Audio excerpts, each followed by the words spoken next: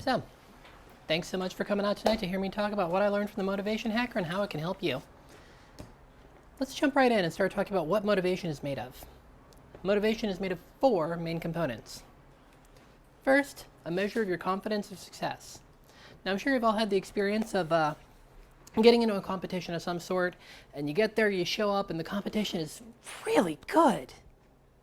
Is that just me?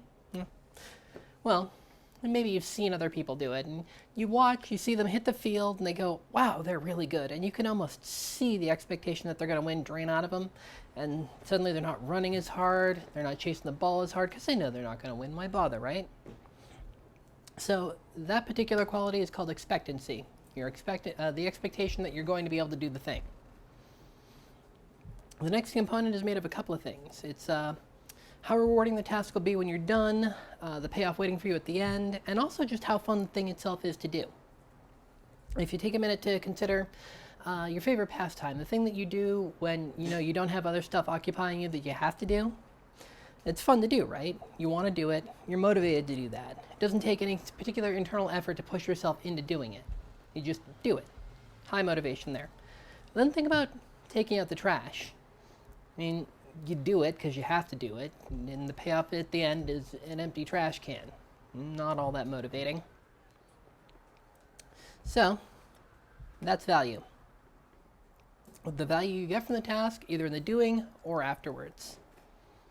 Now, if you bring those two up, you've got a good start. But no matter how big your builders are, if your motivation is decreased by more than you're building it up, it's still not going to add up to much, which is a problem when you're talking about motivation. You need that. So I'm sure you can think of times that you've had an absolutely minuscule motivation. I don't want to get up. I have to do work today. You drag yourself through the entire day, and it's terrible, and you're exhausted by the end of it. It's awful, right? Low motivation because you have things dropping your motivation. So let's talk about those factors. The first one is distractibility.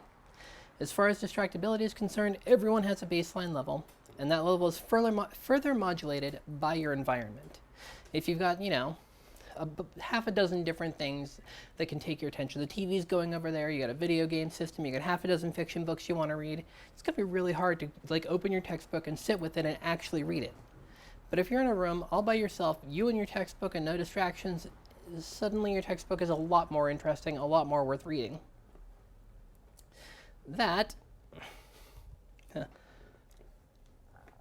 impulsiveness. All the things that you could be doing instead of what you want to be doing, in a certain sense of want.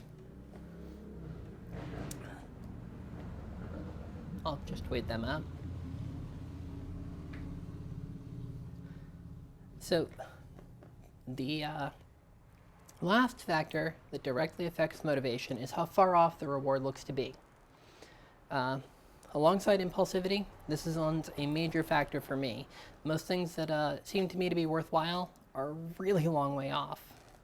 Far enough that they're over my time horizon the way my time horizon has historically worked. It's ADHD for you. So with high impulsivity as an additional factor with that, my motivation was terrible. It took over a year of some really awful work-life conditions for me to start looking for another place to be. And any payoff looked to be far enough away that it just wasn't worth the doing. The degree that's 4 years off, being able to run a marathon after 6 months of regular training, a fat retirement account, that's delay, the distance between you and the reward. So everyone's with me so far on this? Can you speak up a little? Absolutely. All right, so that's motivation in 4 words. Expectancy and value, impulsiveness and delay. Easy enough, right? There's a straightforward equation for this too. Expectation times value over impulsiveness times delay. Raise expectation or value, you get more motivated. Raise impulsiveness or delay, get less motivated. And if your delay is in 6 hours and your value is 50% of my grade, well, watch you go trying to get that term paper done at the last minute. Now here's how to take this knowledge and turn it into systematized winning. Let's talk about hacking expectancy. The tool that Nick used and that I kicked off with is called success spiraling. You build your expectancy by setting yourself regular, achievable goals. It's best to make these process or learning based rather than product or outcome based. So you want to be able to take a certain amount of time every day on a project or learning on a skill. Those are more reliable than getting a particular thing, completed on a certain day or getting a specific high score. What you want are things that you absolutely can do if you put your attention to them and focus. So this is why cleaning your rooms is actually a fairly good place to start on building yourself up. Anyone can at least pick up one thing from their floor a day, and every time you do, your room's a little bit closer to being clean. So let's talk about goals. I'm sure you've noticed the printouts I have here. Would you go ahead and hand these around? Fantastic. So go ahead and take one of those and a pen or a pencil. And think of something you want to do that you can do every day for a set amount of time. I mean, you don't want to commit yourself here and now to like never eat candy again. But you could decide to take a month off from it or meditate for 5 minutes a day for 2 weeks. Anything that's, in roughly that level of accessibility and duration. If you find your goal, you can always commit to doing it again or up it if it seems like it's a little bit too easy. I'm going to hit this point one more time. Make it something you know you can do. Why is it worth repeating? Because if you commit and then you don't do it, you're going to damage your expectancy instead of growing it. And you want to allow yourself a little bit of flex, not too much in your commitment. Maybe you decide to run for at least a minute every day unless you're sick enough to call into work or injured to where running would make your situation worse. So that's a little bit of wiggle room. It's not too much. It's also best to leave yourself maybe a little bit of squeeze in your commit. Maybe hit 95% of all days. So, miss one day in 20 maybe. 95% leaves you space for a really bad day of madness to happen and not blow your spiral. Yep. This is something similar to like tiny habits. Is that is there something beyond the fact that they're basically saying the same thing? I haven't read Tiny Habits yet. Okay. The idea is to start with something almost trivial, like brush one tooth.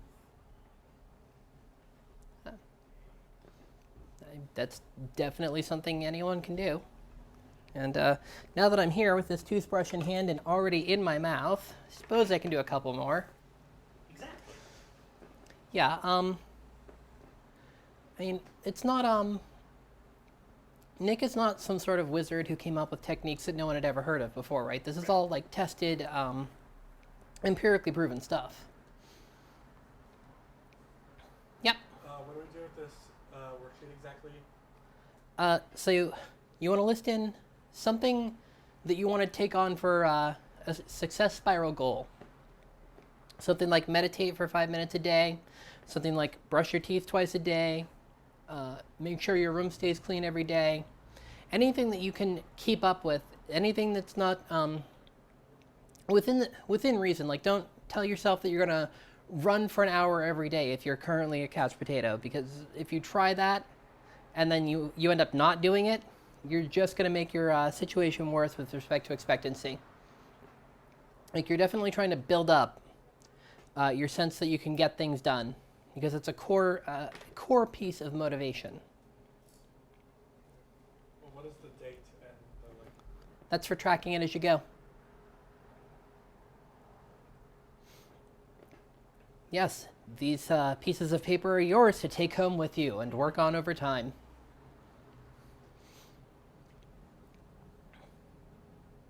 All right, everybody with me again? Cool. So you can help yourself along the way by setting reminders. Google Calendar, phone alarm, smartwatch, whatever works for you. A different kind of reminder I've heard of is to use the buddy system. You pair up with someone, and when you do your thing, you message the person, hey, I did my thing for today. It gets you both a reminder and a sense of social accountability. It probably won't be at the same time every day, though, and if they miss a day, you're out your notification. So it's best used alongside something automatic rather than as your only system. And a good way to track yourself on these beyond the sheet I've handed out is to set up a Google spreadsheet for it. Nick used it for some of his goals, and I did when I started. Journaling works too, or having a calendar. Having a calendar is nice. You put a big red X on days that you do the thing, and then you wake up, you can see your calendar with all the big red X's on it, and someone coming in. Yes. Hi, Mel. Hello. How you doing? So, calendar. The calendar works best if you're focusing on one thing, so you can just do your one big red X for the thing. And then you get that nice long line of red X's, like little trophies that you get for doing the thing. So, when I started off, I read how Nick got started with his list of very small goals, but a lot of them, which, as he puts it, was probably too ambitious to start. And the trick of this tool, the burger and the meat and the special and the sauce, is starting small. So small that it's trivial to succeed. It's vital to make the spiral work that you can. It's vital to making the spiral work that you can do the thing. So overloading yourself here can cause serious issues. So I read this and I had this advice in mind, and I loaded myself up with a stack. I might have a teeny weeny problem with the idea of excelling, and it popped up here. I set myself to taking my meds twice a day with 100% adherence, which is the only thing I set myself to 100% on. It was the most trivial thing I could think of.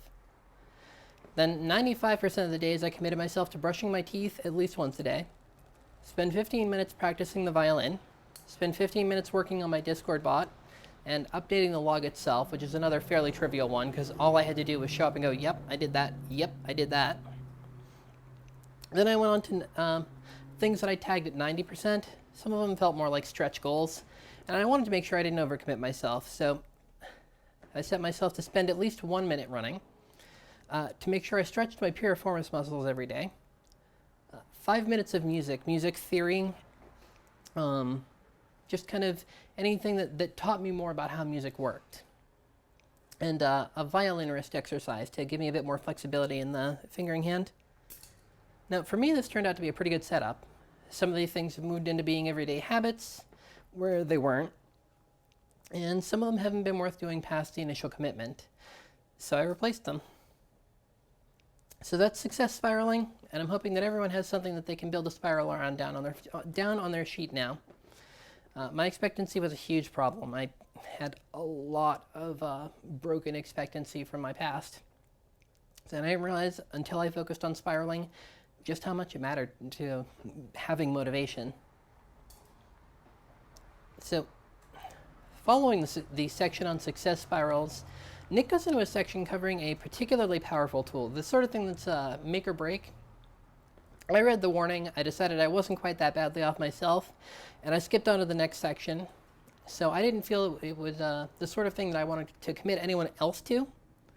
But if you really feel like you need the extra... Pardon? Yeah.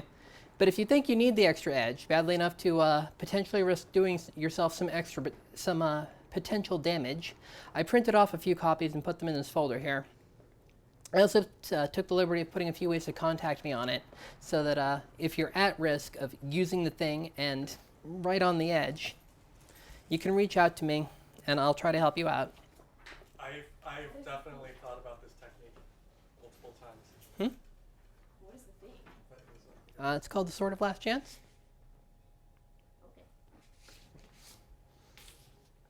Okay.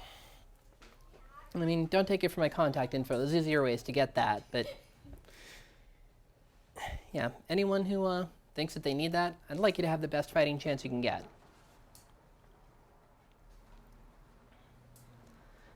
So, we've covered expectancy through the lens of success spiraling. Let's talk a little bit about value. In the book, Nick doesn't spend a lot of time talking about hacking value. He lists a few techniques, and I will focus briefly on those. First up is finding flow. There are a lot of tasks that you have complete mastery of at the level you need to get them done, and so they're just boring. They're drudgery. They're just not rewarding. You can decrease your time spent, or increase your time spent in flow by making them harder. Challenge yourself to beat your average time in clearing the sink of dishes. Compose a song in your head about each piece of laundry as you gather it from wherever it got left. Then there's creating rewards. Celebrate your victories, big and small. Give yourself a pat on the back and a round of applause when you get done with something. Grin hugely. Do a touchdown dance. Giving yourself a treat is also an option, although that has a problem of backfiring it. If you lean on it too heavily, it turns into an extrinsic reward. So I'm suggesting more victory dances, fewer victory candies. Then there's focusing on passion. This is one that I personally am using. What do you care about? What in this world really matters to you? Start steering your life in that direction. Point yourself at what you really want to be doing, rather than what you should be doing. And take a few minutes to read Should Considered Harmful on Minding Our Way if you haven't. So let's talk about pre-commitment. Pre-commitment is great for reducing impulsiveness. Essentially, you decide now to reduce your options later. And you can't make a bad choice if you don't have it available, right? Deciding on just how hard you want to go on this, pre-commitment can be as strong or as weak as you're ready to commit to. You can quietly think to yourself, I'm not going to have a cigarette this afternoon, unless my boss yells at me, or if a customer gets in my face. Well, okay, if something really terrible happens online, just one then, but that's it. This is still a stronger pre-commitment than, I don't want to smoke this afternoon. Let's see how it goes. It's a far weaker pre-commitment than writing up a notarized legal document to donate everything you own to the Westboro Baptist Church and telling everyone you know which lawyer has it and tell them to call to carry it out if they see you smoking, smell smoke in your clothes, your breath, or your hair. The stronger the commitment and the less room you give yourself to weasel out of it, the more motivation you'll have. This might sound like being fear-based motivation, but it's not how it actually plays out if you do it right. What you're aiming for is to give yourself extremely high confidence of success, and that feels great. As your expectancy rises, so does your motivation, and going through life with more motivation is more fun. You're hearing words that I wrote while knowing that I would be in front of a room full of people who knew me, who I'd keep seeing day to day, and who, in all probability, I'm going to depend on for professional success. I had a good time working on this. I wasn't freaking out over being a disappointment. I freaked out a little bit when I was waiting for people to come, but that was when I wasn't actually doing anything but waiting. And at that point, you know, I was already pre-committed, so it was going to happen.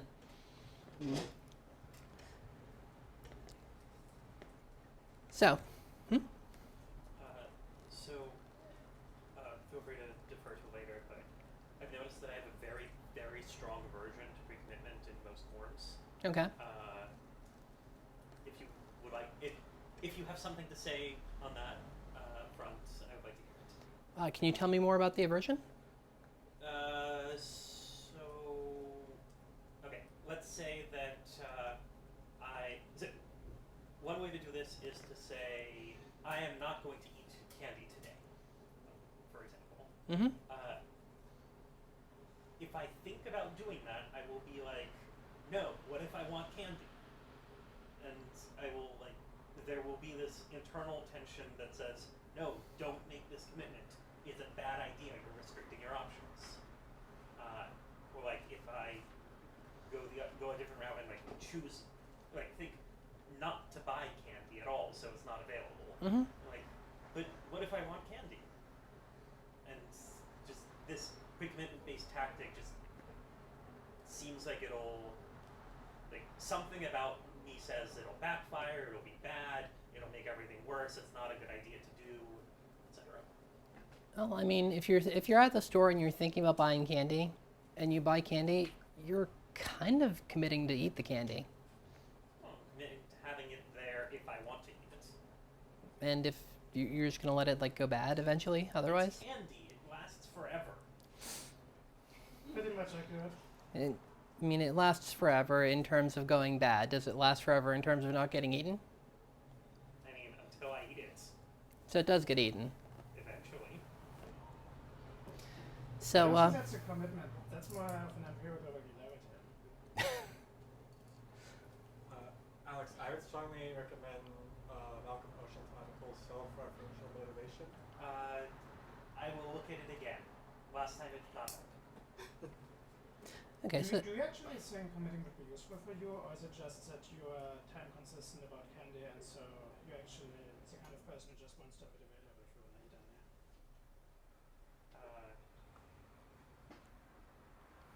I don't know. I know that everyone has said committing and pre-committing are useful tactics, and that these are not things that are available to me in general. No, it absolutely depends on how your mind works. If you already don't have any problems with temporal inconsistencies, then maybe it's just a bad tool for you and you shouldn't be using it. So you should Right, figure it out first. it's entirely possible that it's not going to be a useful tool for you. And I can point you to where you can find some other tools that I didn't get into talking about because I'm not personally using them. Okay. Where was I? Yeah. So I knew that I could be freaking out and that it might be that one day I really wouldn't be feeling working on the next section of this. And if so, knowing that there were social consequences for following through, that it didn't hurt in getting going, but wasn't my main driver. Okay, I wasn't primarily like freaking out. Oh God, I'm gonna get there and I'm not gonna have a presentation. Everyone's gonna be staring at me and I'm not gonna know what to say. It was just kind of a thing that existed, backup that boosted my certainty that I would get the presentation done, because I didn't want to be in that situation where I was here and didn't have a presentation to give. Does this make sense? Yeah, lost my place.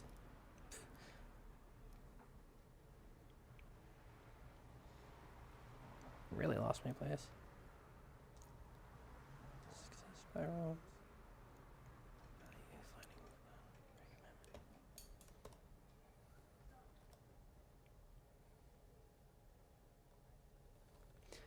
All right, so the higher the bar that you're trying to clear, the more care you want to put into picking your pre-commitment.